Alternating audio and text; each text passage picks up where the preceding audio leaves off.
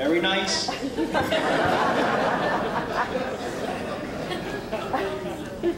That's fun. Well, good evening, ladies and gentlemen, Hofstra officials, President Rabinowitz, and my distinguished fellow aluminums. So nice to be in your company this evening, especially here in the exciting nightlife capital of the world, Garden City, Long Island. Garden City, or as we often refer to it while living in our off-campus apartments in Hempstead, paradise. Before talking about myself, which will be very entertaining to me, and go on way longer than any of you could have imagined, let's take one more look at tonight's other honorary alumni, and what I have in common with them. Dr. Elaine Sherman, MBA, PhD, brilliant, dedicated professor. I have nothing in common.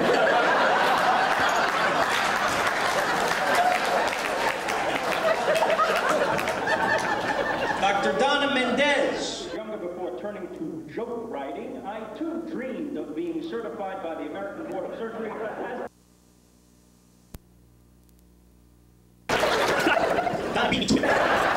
still have the note she wrote me when she made it. Ha ha, loser.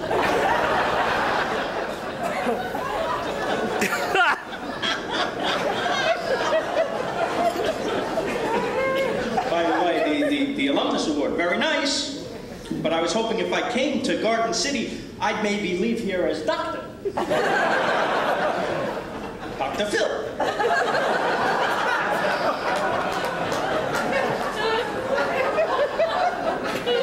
I could be the one with hair. Martin Greenberg. Where are you? Hello. Founder and chairman, Sterling Commodities, chairman of the board of the entire Commodities Exchange, credited with saving the Commodities Exchange, according to his obviously inflated bio.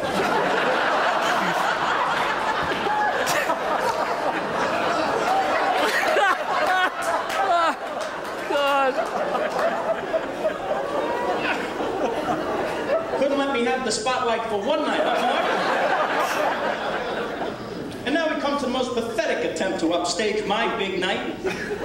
Norm Coleman, sorry, Senator Coleman. I would review his enormous list of accomplishments, but really, it's enough already. Senate Foreign Relations Committee, Rural Renaissance Act, the Biofuels Caucus fighting AIDS in Africa. I'm sitting here listening to all that, thinking, when are they going to get to my sitcom? Here's a little something from the senator's bio. I quote, growing up in a large Jewish family in Brooklyn, New York, he has often said that most of his preparation for a life in politics came from sitting around the huge Coleman family kitchen table.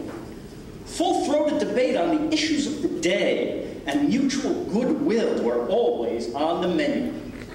That's inspiring. You know what was on the menu in the Rosenthal family kitchen? Stop hitting your brother in the head with that Etch-a-Sketch.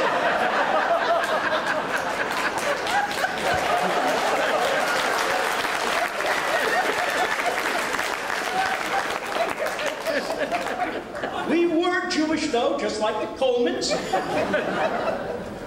And the kitchen table you mentioned was key in shaping my life, too. By the way, was your mother a good cook? Was she a good cook? Yeah?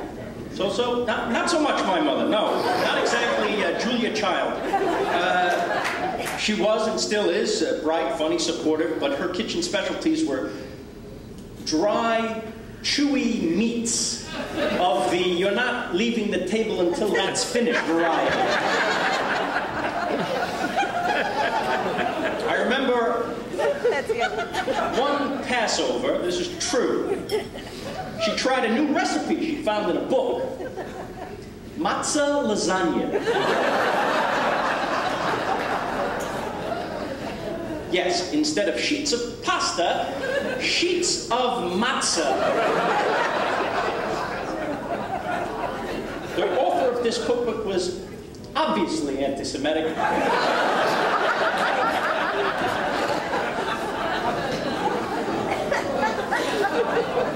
We gave some matzo lasagna to the cat. The cat looked at us, left the house, walked in front of a car.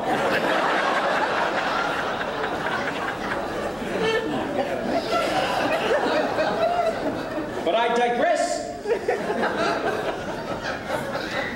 I guess I'm here tonight as the only fraud, because at least I went to Hofstra University in 1977 to 1981. First time away from home for me. Had never even been to sleepaway camp, had never spent more than a couple of nights out of the house, had never had garlic. Or any food with flavor.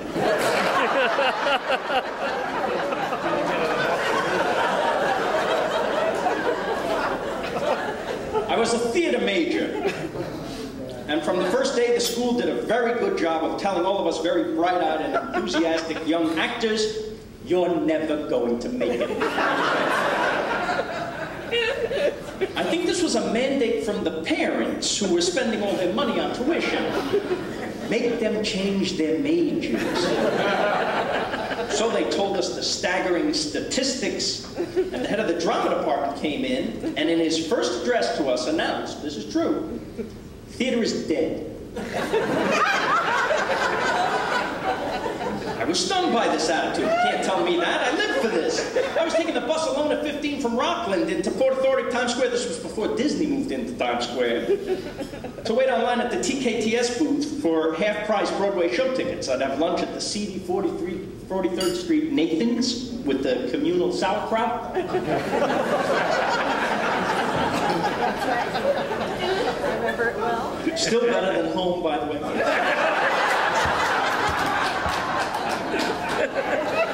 I'd see a show, right? It was about $11 at that booth in 1976.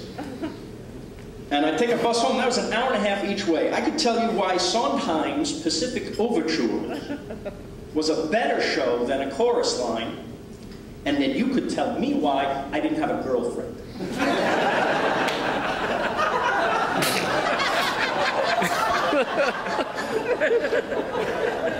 So they could try to discourage me with their facts and figures such as there are 40,000 actors in New York City and 3 jobs.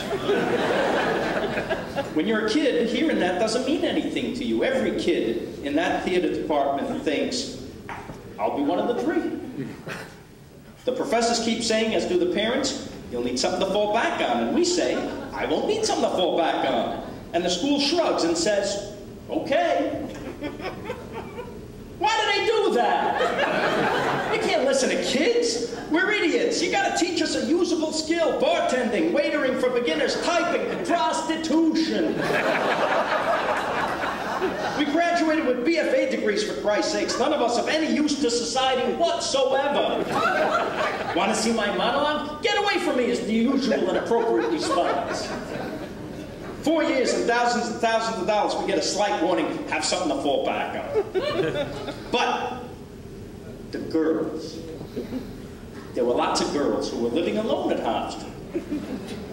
And I'm trying to liven up this evening a little, and so I'm going to tell you about all the action I got. Shut up, Marty.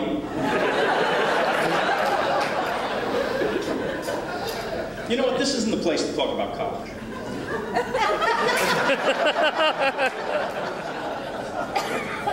I, of course, have to admit that Hofstra certainly prepared me for my very satisfying life in the arts. I received a great and, most importantly, well-rounded education there.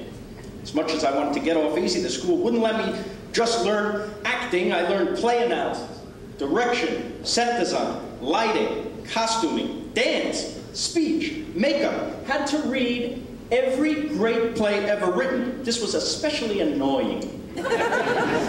And cut into the very important time I needed to hang out with my friends eating pastrami, egg, and cheese sandwiches at the Ratskeller. Do they still have the Ratskeller? The Rat? Yes? Very nice. I have to go there. The friends I made at Hofstra were important too. I had great friends. And as soon as I was in a position of power, I hired as many of my friends as I could.